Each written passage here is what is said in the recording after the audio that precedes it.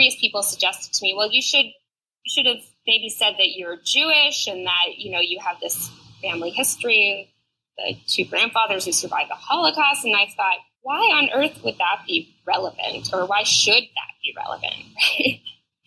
It should not be relevant at all, in fact. Shouldn't have to try to clamor for some sort of marginalized identity in an effort to gain respect. Wrong Speak is proudly brought to you by Quillette, a platform for free thought since 2015, which you can find at quillette.com. That's QUILLETTE. Contributors include Toby Young, Michael Shermer, Jeffrey Miller, Brian Boutwell, Kathy Young, founder Claire Lehman, plus Wrong Speak hosts Jonathan Kay and me, Debra So. Quillette promotes journalism that's free from orthodoxy of any stripe. If you like Wrong Speak, you'll love Quillette.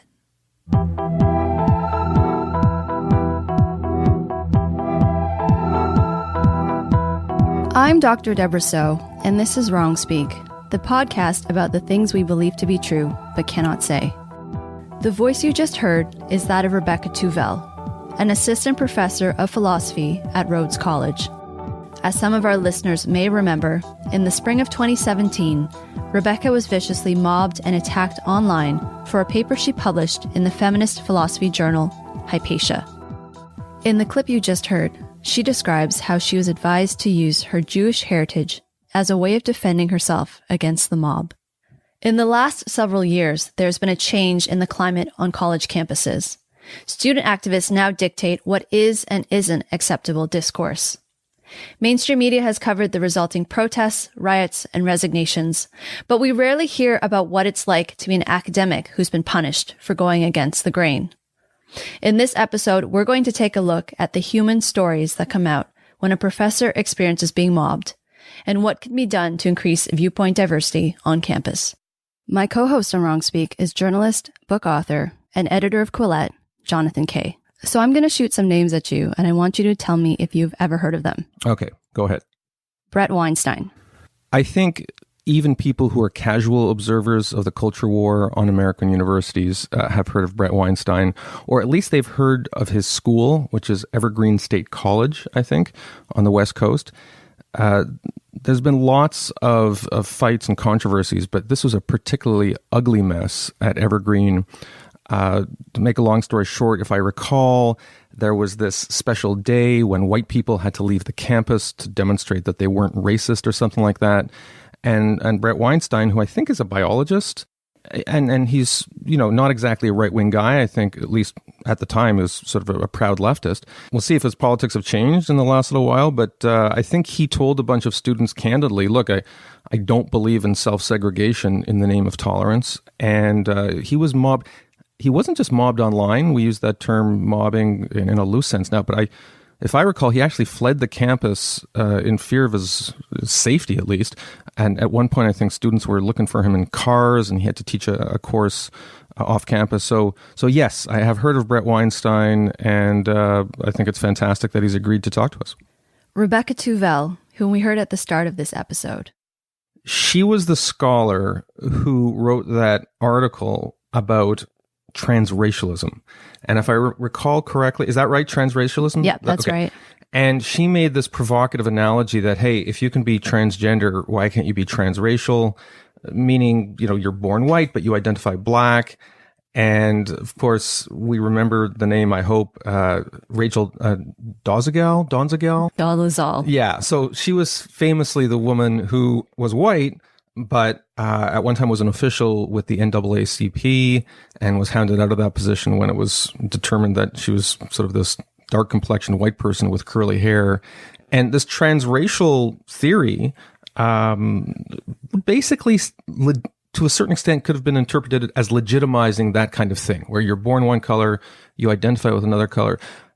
I found it provocative. I don't think that's the word most people used for it. And if I remember, she got mobbed pretty intensely. And I think the journal where she published her article did the usual cartwheels of contrition and apologized to everybody under the sun for it. Did they retract it? I actually don't remember the fallout from that. The academic journal that published it didn't actually retract it, but Rebecca really did go through hell as a result of writing that paper. We'll get into a bit more of the details in terms of what she experienced later on in the episode. But for now, I'm going to run the third name by you, Jonathan Haidt. Well, I think Jonathan Haidt is not just a well-known name, but I'd call him an honorary wrong speaker, or at least an enabler of wrong speak. I think he's probably one of the foremost defenders of free speech in the United States now. And I actually recently had the privilege of attending the Heterodox Academy conference in New York City, which he helped to host, and I heard him live for the first time. Very inspiring figure, and I got to say, Debra, impressive that you were able to get these 3 great specimens on one episode.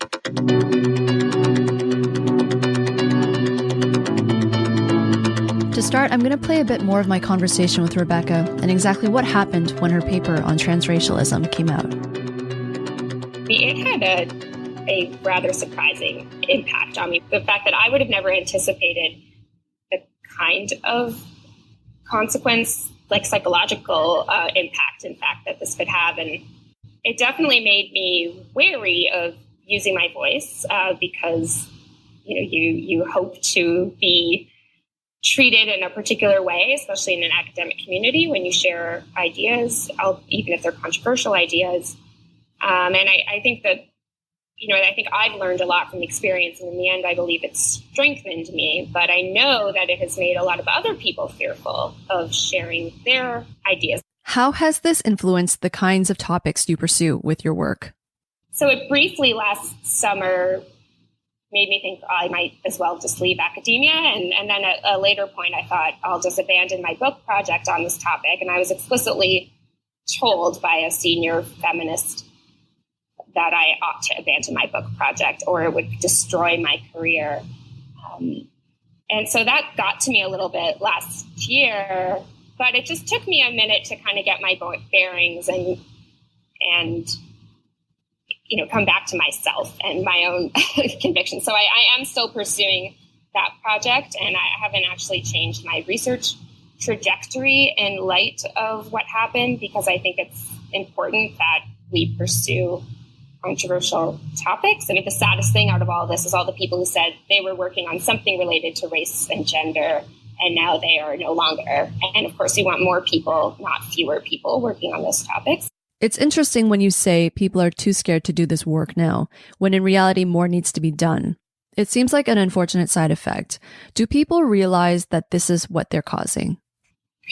Yeah, that's a good question. I imagine that they don't realize that's what they're causing, because that's certainly not an outcome they would like, I don't think. I mean, maybe some of them think, well, if that's your fear, then you're probably not the right person to be writing on it. And then you get into this dangerous version of identitarianism that is at play sometimes in these conversations, like who has the epistemic authority to write on certain topics, et cetera. But I think that there's no way they could fully appreciate just how much it's made other people fearful of writing on certain topics and teaching certain courses. I mean, I've heard from a lot of folks who have said in the current climate that they're worried about teaching or researching topics in this field. And that really is the most devastating consequence of it all.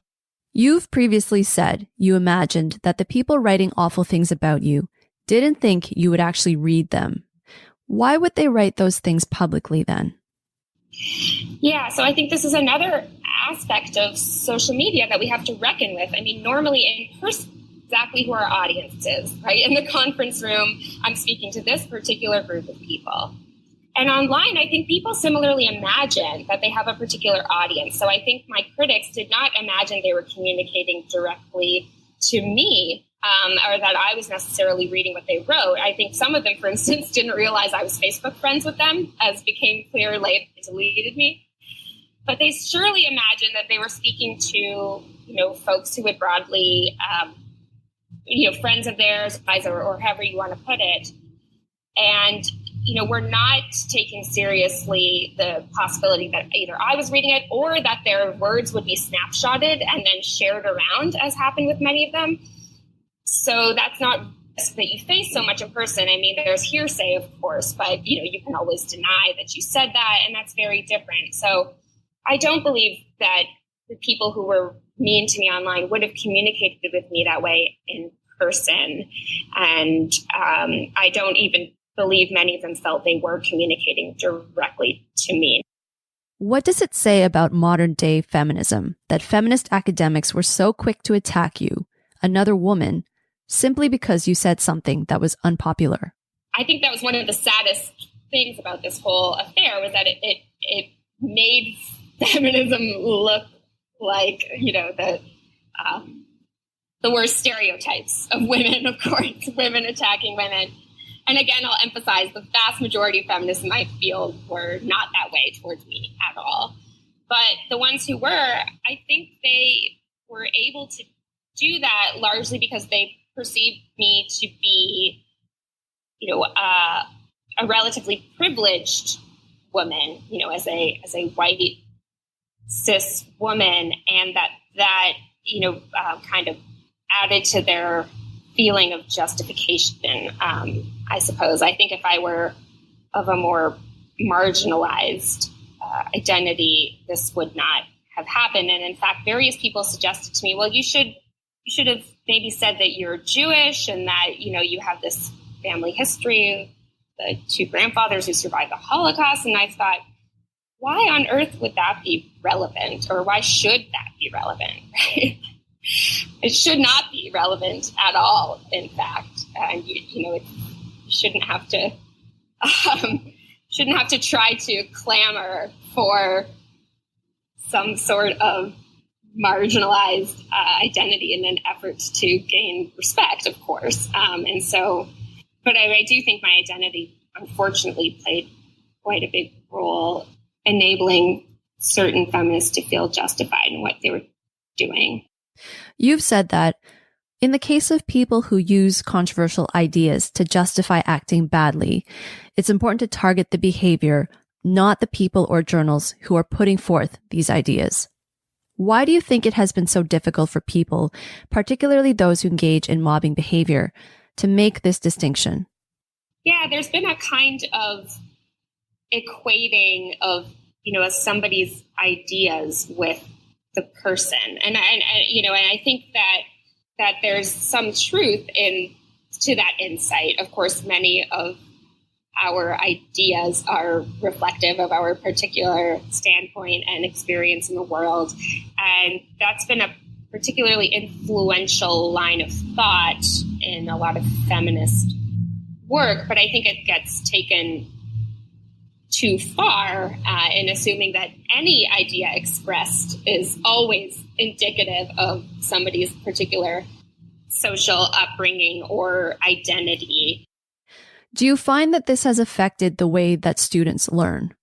I'll have a lot of my students start sentences saying things like, I don't endorse the following idea, but, and it's clear a lot of them are trying to explore ideas because students are figuring out what they think. So they should be exploring a variety of ideas. But many of them feel the need to kind of hedge or even to say things related to their identity, I found. So, by the way, I identify in X and Y manner. So essentially they're saying, don't misread me, don't think that I'm automatically an enemy, but I wonder about this controversial idea. And so, I think there's this fear of, articulating an idea because somebody is going to assume that, your belief in that idea suggests that you're a horrible person. What should someone do if they see their colleague being mobbed? It certainly has a very high likelihood of driving a lot of people into hiding or out of the academy. And we know that it has had those effects in other cases, which is why I think it's all the more important for people in the relevant field who disagree vehemently with what's happening to speak out and reach out. I received tons of emails in support while all that was going on, and that was huge for me at the time. And I heard from some people later in my field who said, oh, I wanted to email you, but I didn't want to bother you. I didn't know if you'd appreciate it. And I think some people have that reluctance, but really I would say if you're seeing something that you think is wrong-headed and unjust, you should reach out to the person. They'll likely appreciate it. As John and I discussed at the start of this episode, Bret Weinstein is a former professor of biology at Evergreen State College. Roughly 1 month after Rebecca Tuvel experienced her mobbing in 2017, Bret was physically mobbed outside of his classroom for speaking out against his university's Day of Absence. In previous years, Evergreen's Day of Absence invited non-white faculty members and administration to leave campus so that their contributions would be noticed. But this year, it was white faculty and administration who were asked to leave. Bret expressed opposition to this and became the target of student harassment, protests, and false accusations that he was racist. Only one faculty member at Evergreen, a fellow biology professor named Mike Peros, has spoken publicly in Bret's defense. After the mobbing, Bret and his wife, Heather Haidt, sued the college for failing to protect them. Heather was also a professor of biology at Evergreen at the time. Upon settling the lawsuit, both resigned from their faculty positions. I asked Bret how the experience has changed his worldview. I didn't move politically when this happened to me, but I did discover something very interesting, which was I effectively found myself ejected by self-described leftists. And in being thrown out, I was thrown out into a world that initially seemed very conservative, but I kept running into other people who many had identified as conservative, but when I talked to those people directly, that's not what they said about themselves or the way they thought. In other words, there was a lot of overlap. And I guess what I discovered is I wasn't the first person to be tossed out. And so those people who were tossed out are a force to be reckoned with.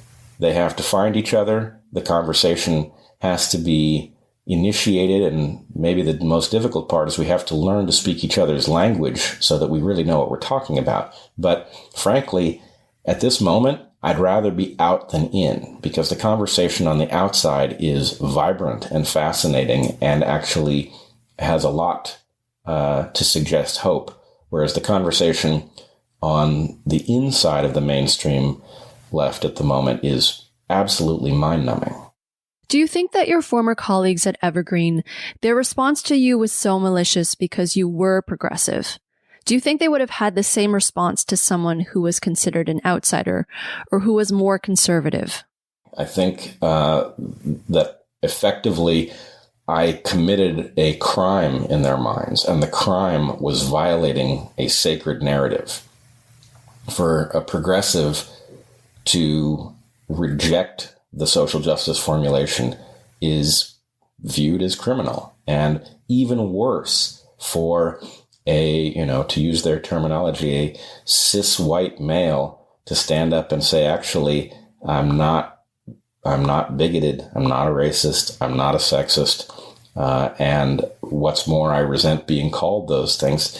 To simply say that is to indict this formulation that says, well, you couldn't possibly grow up in the West as a white guy and not be a racist. So, yes, I think they had to punish me in order to preserve a narrative that is necessary to what they're up to. And the fact that, A, I spoke against the narrative, and B, didn't respond to punishment, incensed them all the more.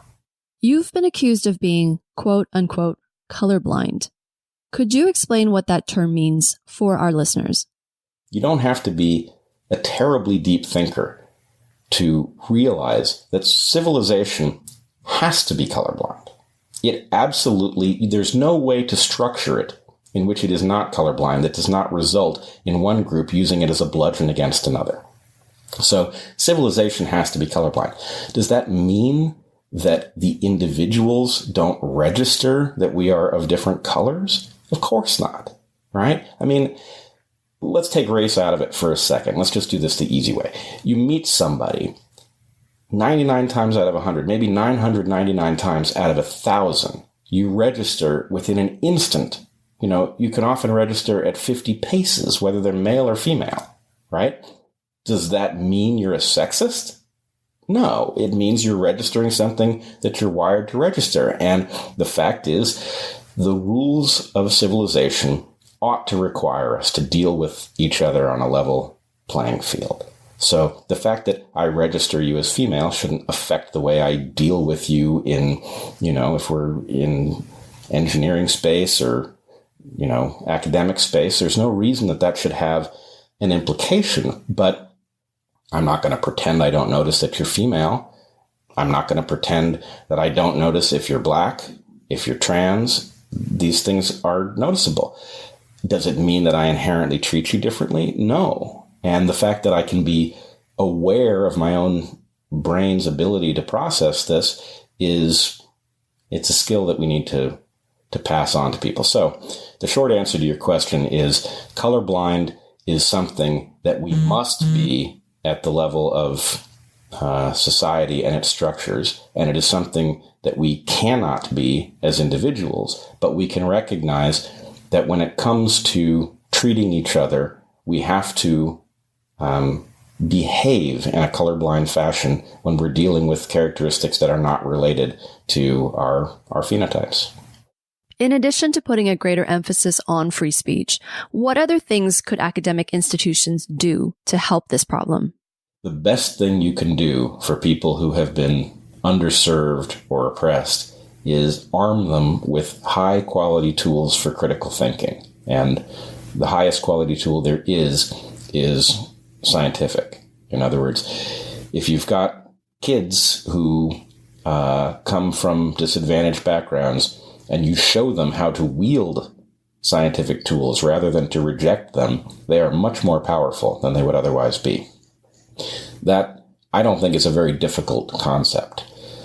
What prevents it from spreading is a whole set of rules that we've been handed about who we're allowed to talk to and what kinds of ideas we're allowed to admit that we believe. So those sorts of rules have to go. And, if there's one lesson from what people saw happen to me and then the aftermath of it, it's that at some level you have to stand up against the accusation that you were defective, subhuman, racist, and you have to say, no, I'm not, and here's what I believe. And the fact is, it's rough at first, but in the end, I was unable to save Evergreen. I wanted to, but I was unable to. On the other hand, an awful lot of people on the outside heard something important, and they are now listening. So I guess the simple answer to your question is we need to spread ideas that are actually robust. And among those ideas is that we can't be told who we're allowed to talk to. We can't be told what ideas are within the realm of rational discussion. We have to be free enough to try out talking to people that we're not supposed to talk to. And if it turns out that there was a good reason not to talk to them, we'll discover that. And if it turns out there wasn't, we'll discover that as well. So in some sense, we need to do away with our fear. We need to raise our threshold for offense. And then we need to get talking. What's been going on at Evergreen is symbolic of something larger that's been happening across academic institutions. What can we do to encourage faculty to speak out? If we think broadly and we imagine that we need an academy in which professors are free to advance unpopular opinions and are free to disagree with each other, and that we teach students to do that very same thing, it has to be an academy in which those things are not punished. So first and foremost, we have to deal with the fact that this witch hunting that is taking place on so many campuses is poison. It's mental poison.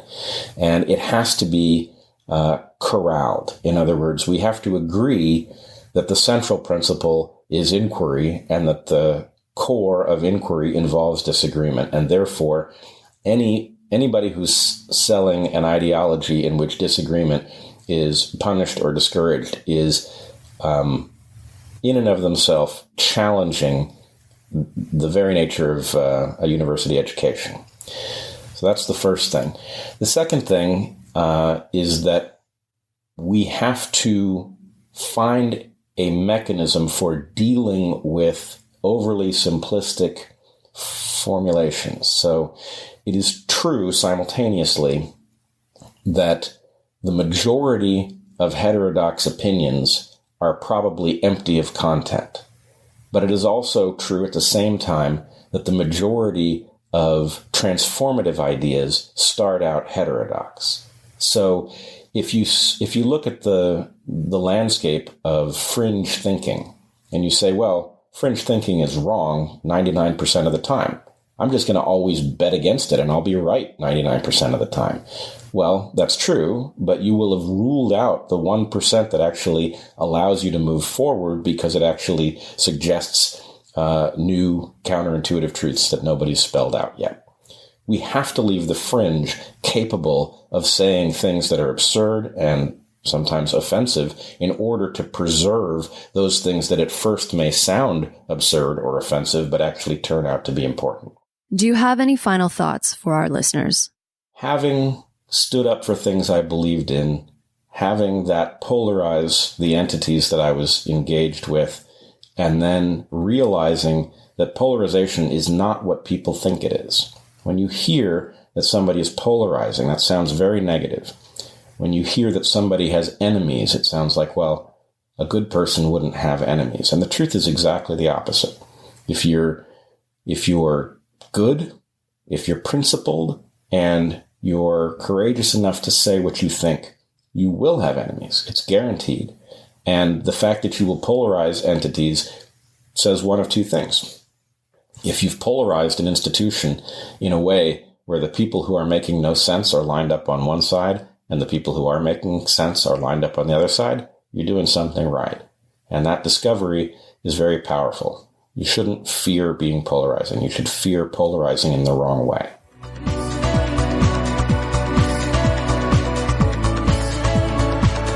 Jonathan Haidt is a social psychologist at New York University, the author of a new book titled The Coddling of the American Mind, and the co-founder of Heterodox Academy, an organization of professors and graduate students committed to expanding viewpoint diversity in academia. As my WrongSpeak co-host John Kay mentioned earlier, Heterodox Academy recently held its first conference in New York City. I asked Jonathan Haidt what he makes of the changes we've been seeing on campus. I think universities are complex institutions that are responding to lots of different forces. There are always people who want to make the university serve its purposes. Universities are increasingly acting like businesses. So universities are always in flux. And I think what's changed, and 2015 was sort of the transitional year.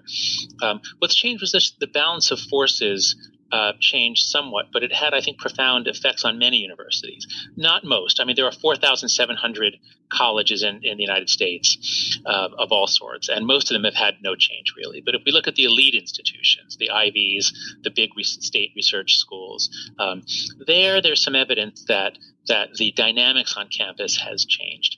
And part of what's changed has been that there's a new emphasis on diversity and inclusion, which is a very good thing in general. But when people have a sacred value and they say, this value is so important that everything else must fall by the wayside. And if a speaker will come to our campus that is seen in some way to be incompatible with our values of diversity and inclusion, that is not just something we disagree with. That is a threat. That is something that must be stopped. And as soon as you introduce into university culture the idea that something must be stopped rather than argued against, now you're fundamentally changing the norms of the institution. Universities are based on the idea that there is no intimidation. If you win by intimidating, you lose. People should be shaming you. You should be kicked out. But I think we are, because we generally admire young activists, we are, in a sense, incentivizing or praising them, or at least allowing certain forms of activism that have the effect of intimidating others. You mentioned to me earlier that when you and Greg Lukianoff published The Coddling of the American Mind, which was the cover story of The Atlantic's 2015 issue and the subsequent basis for your new book, you received hardly any blowback. Why do you think that is? I think what's going on here is that the great majority of professors, the great majority of faculty are what I would call liberal left.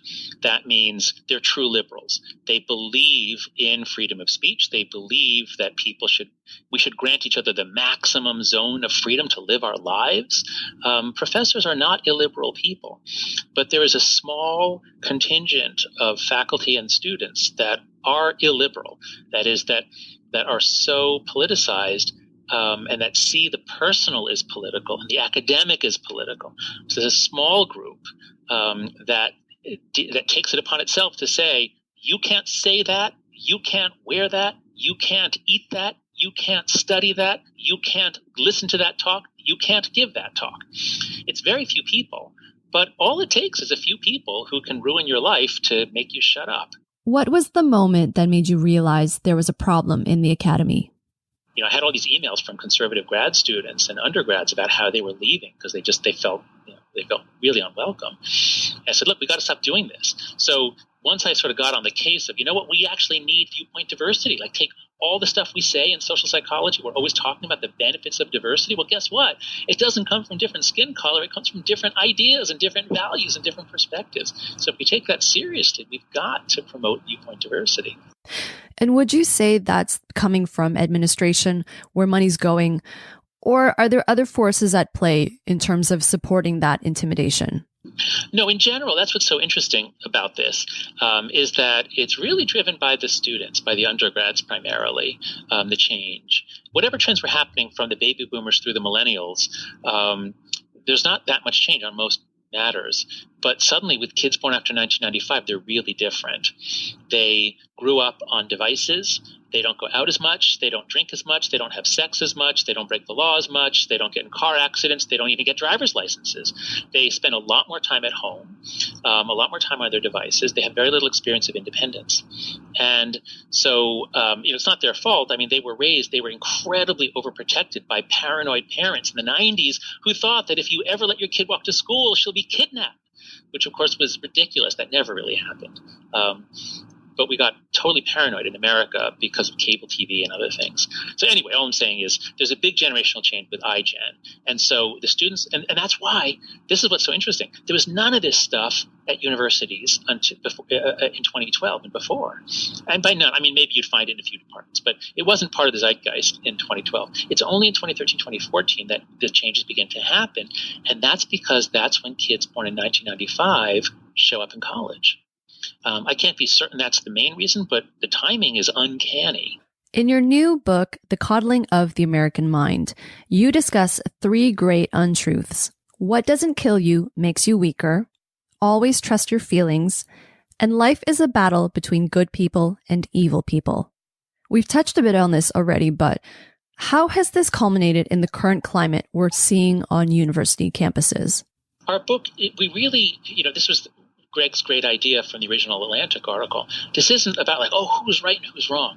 This is about good mental health. Like, what does it take to be a strong person, a person who can actually live in the world? And so here are 3 ideas. And if we can teach these 3 ideas to kids, I can not guarantee that they're going to fail, but I can set them up for the maximum likelihood of failure in their lives. So if we can teach kids that what doesn't kill you makes you weaker. So if you're offended by something, run away and get help, rather than facing it or arguing against it. If we can teach kids to avoid unpleasant things like that, then they're not going to grow, because human beings are anti-fragile, as Nassim Taleb told us. We need conflict. We need being offended sometimes. We need, kids need all kinds of negative experiences. So if we protect them from negative experience, we severely weaken them, just as we would with the immune system. If you protect kids from bacteria, you're not helping them. You're destroying their immune system. That's 1. 2 is always trust your feelings. Well, this was Greg's great insight. Greg had suffered from depression and had learned cognitive behavioral therapy. He learned to challenge his feelings, because depressed and anxious people have all kinds of totally compelling feelings that guide them about how terrible the world is and how terrible they are. And CBT teaches you to challenge those. And if we can just teach kids to not challenge their feelings, but to always go with them, then we can make them depressed and anxious. They will not be able to grow. They will not be able to learn. They'll just be stuck in their repetitive thought patterns. And then the third one, this is my favorite. Life is a battle between good people and evil people. This is the normal way that human beings think about, we're tribalist sort of species. Me against my brother, me and my brother against our cousin, me, my brother and cousin against the world or the stranger. That's the Bedouin proverb. And so if we can teach kids, high school and college kids, to see everything in binary terms, there's a good race and a bad race, there's a good gender and a bad gender, if we can teach kids to see power and privilege and oppression everywhere, then they're going to see the world as a dark and threatening place.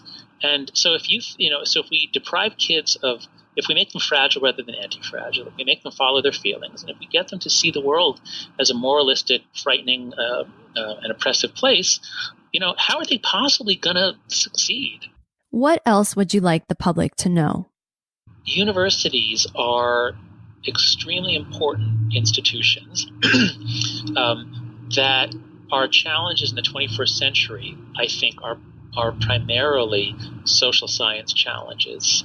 We have to understand inequality, immigration, racism, sexism. We really, really need good social science. We need good universities. These are very precious. And the problems of universities are not unsolvable. They are, with some subtle changes to dynamics and incentives and leadership, with some good leadership, we can restore them. And so I guess I would just urge the public not to lose faith in the universities. There's an awful lot of good that's going on. There's the great majority of people in universities that I think have good values. And I think we just have to get our act in order so that the majority is not intimidated by a vocal minority. And I think we can do that. And so that's what we're trying to do. That's part of what we're trying to do at Heterodox Academy.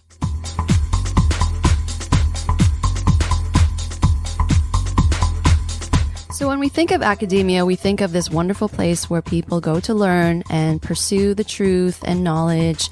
But more and more we're seeing this is not actually the case. And in fact, John, you've had some experiences yourself in terms of how political correctness has gone amok. So in my case, like you, I'm sort of a refugee from the university. I did a master's degree. You did a PhD, and eventually we both left. My insight into this took place at a literary magazine where I used to work. And I think you do see a merging of this mob culture in not just academia, but in certain high concept branches of the literary world and activism, where there really is a mob mentality. But what's interesting about the mob mentality is that the very word mob used to mean people on the lower end of the socioeconomic spectrum. It used to mean when people would grab pitchforks and torches and they would go after the elites. What's interesting about the mob mentality that's taking place now is it's largely taking place among extremely educated people, because those are the people, whether it's in the literary world or within the academy, who are in the tightest, most rigorously controlled social networks that tell them what they're supposed to think and what they're supposed to say. But like all mobs, they're completely unstable. So I think it's also these people that have too much time on their hands, because if you are struggling to make a living, you've got way better things to be doing with your time. That is true. Like I definitely saw much less mob behavior when I worked at a newspaper where people were actually busy than when I was at this monthly literary magazine where people spent a lot of time on Twitter seeing what their intellectually fashionable friends were tweeting about. Trying to find something to get mad about.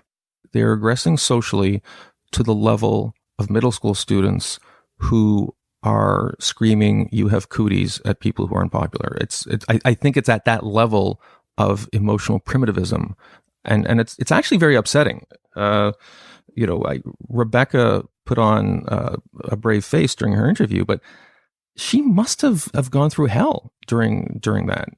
I wish that the mobbers would think about this when they decide to attack their next victim, because I don't think people realize, even a very quick, short sentence or statement on Twitter or a comment on a video, they don't think about how that can affect the person reading it. And, as Rebecca said, most of the people attacking her probably didn't even think she would read what they were saying about her. But, it has real effects for people. And I think that's part of the problem. They're so wrapped up in winning. As someone who, I don't want to over dramatize it, I've been the victim of extremely, what I would call mild, maybe almost half-hearted mobbing campaigns on social media. Impotent mobbing. Yeah, I mean, like, their hearts were, particularly after I quit my last job, I got enough. I enjoyed the hit pieces, by the way, about that. They were fun to read. Let me put it this way. I got enough of a taste of it to know what it must be for someone who really is severely mobbed, like the sort of people you interviewed.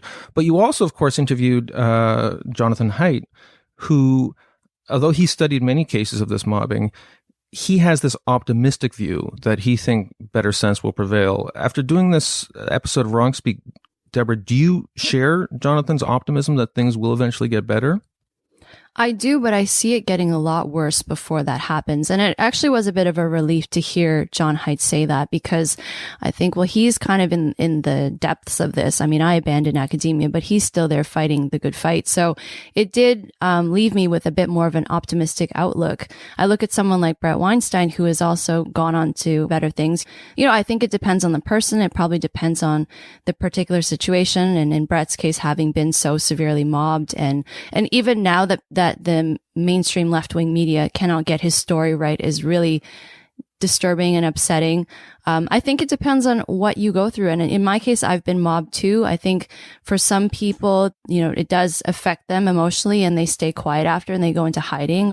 Or for some of us, we just keep fighting. And so in the case of Bret and Rebecca, I really respect that about them, that they weren't derailed from it. In the same way that when you watch a vigilante movie, if you see somebody do something horrible, it feels justified. You're then cheering for the vigilante who's using extrajudicial ways to go after that person.